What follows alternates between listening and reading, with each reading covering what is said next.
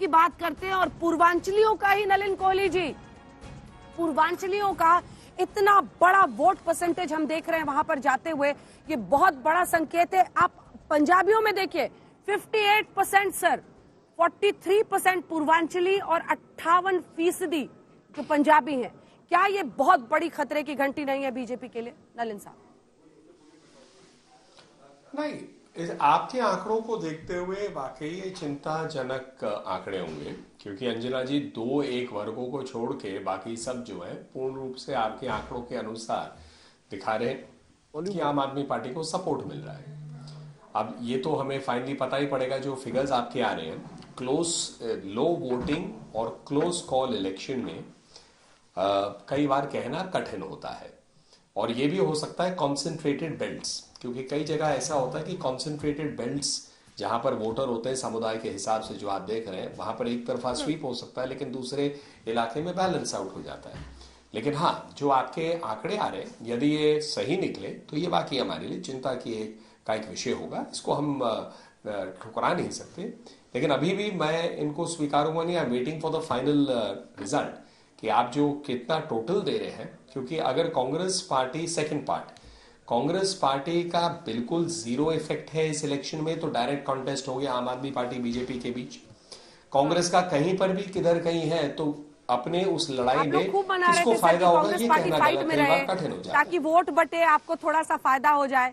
मुझे तो ये बताइए ना सर, मनोज तिवारी को आप नहीं, कांग्रेस पार्टी तो आजकल एक साइलेंट मोड में है, जो हमें ऐसा लगता है भोजपुरी गीत हर जगह गाते थे, लेकिन कांग्रेस पार्टी आजकल मुझे लगता है आम आदमी पार्टी को अपना वो ब्यौरा पकड़ा चुकी है कि भाई आप लड़ लो, हमारे में वो लड़ने की काबिलियत नहीं है। इसीलिए वो उसे एक साइलेंट कैंपेन कहता है, जिसमें मन ही मन में एक कैंपेन होता है।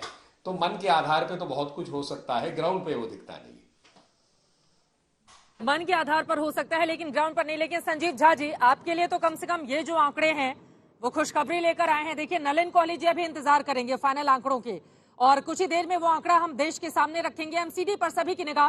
देखिए, ये जो कम्युनिटी के हिसाब से हम अलग अलग वोट शेयर दिखा रहे हैं, दरअसल देश की राजधानी दिल्ली एक ऐसी जगह है जो मिनी इंडिया के तौर पर देश के हर कोने से, हर हिस्से से लोग यहाँ पर रहते हैं, और वो लोग जब वोट करते हैं तो वो किसके पक्ष में जाता है, इन आंकड़ों के जरिए आप समझ सकते हैं। संजीव झा जी, अब तो आपके चेहरे पर मुस्कुराहट होनी चाहिए। ये शुरुआती आंकड़े तो बता रहे हैं आम आदमी पार्टी की, हालांकि शुरुआती हैं, अभी फुल फाइनल आंकड़ा आना बाकी है, लेकिन बल्ले बल्ले हो सकती है आम आदमी पार्टी की एमसीडी में। देखिए, एमसीडी में हम पूरी तरह आश्वस्त थे और आश्वस्त हैं।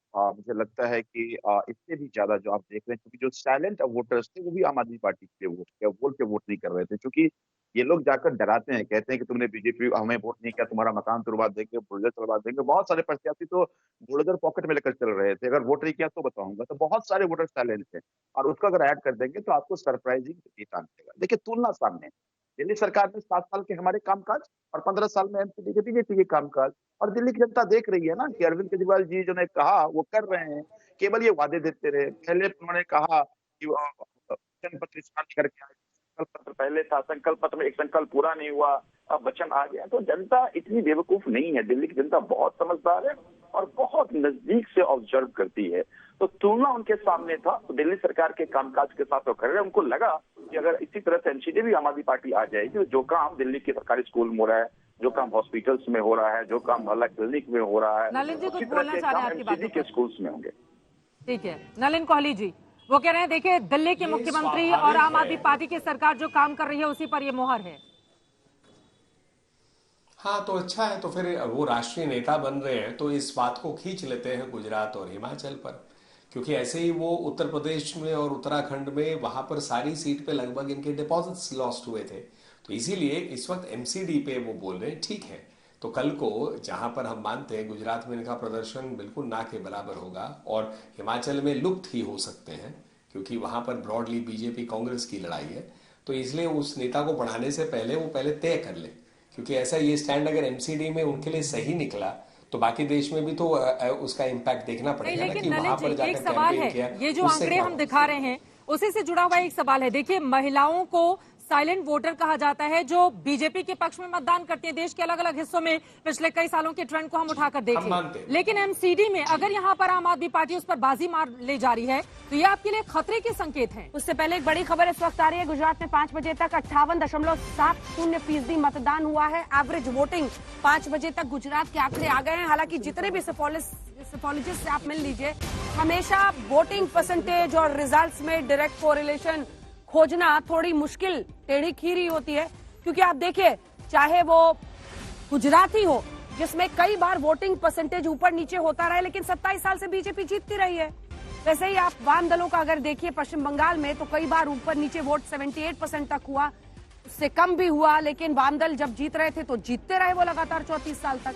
कुल मिलाकर अब जानकारी जो बड़ी है वो एमसीडी के मद्देनजर है। इस पर भी हम चर्चा करेंगे कि वोटिंग परसेंटेज से क्या हम डायरेक्ट कोरिलेशन एक लगाएं, लेकिन ये भी एक सच्चाई है कि जो आदिवासी क्षेत्र हैं, जो कि कांग्रेस पार्टी का वर्चस्व रहता था, वहां पर वोटिंग ज्यादा है। साबरकांठा में अबव एवरेज 7% लगभग अबव एवरेज 65% के आसपास वोटिंग हुई है।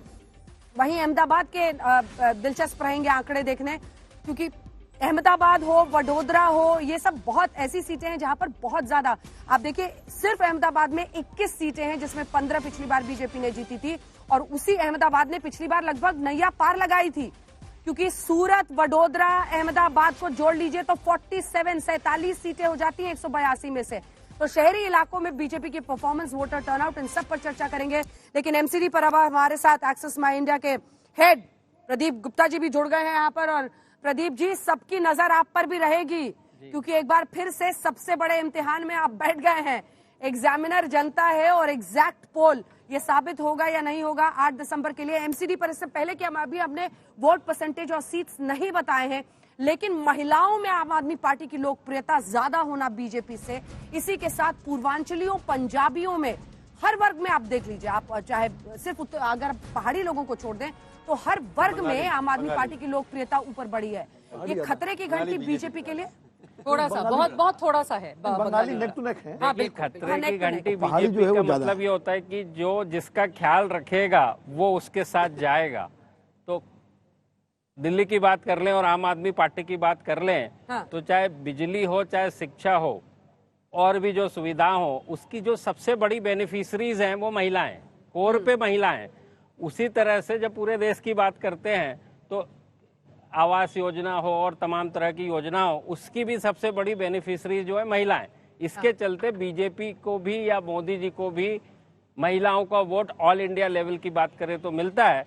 बट सेम बात कर लें दिल्ली के अंदर, तो आम आदमी पार्टी की तरफ हमेशा से महिलाओं का रुझान बड़ी संख्या में होता है। चाहे आप लोगों ने, नलिन साहब, इस बार पक्के मकान हम दे रहे हैं झुग्गियों की जगह, लगभग 2803,000 आप लोगों ने चाबियां भी दी, वादा कर रहे हैं कि हर झुग्गी को पक्का मकान में तब्दील करेंगे, लेकिन वो भी अगर काम नहीं आ रहा है तो ये बहुत, क्योंकि आप लोगों ने प्रधानमंत्री से लेकर गृह मंत्री, कई राज्यों के मुख्यमंत्री, सबको लगा दिया।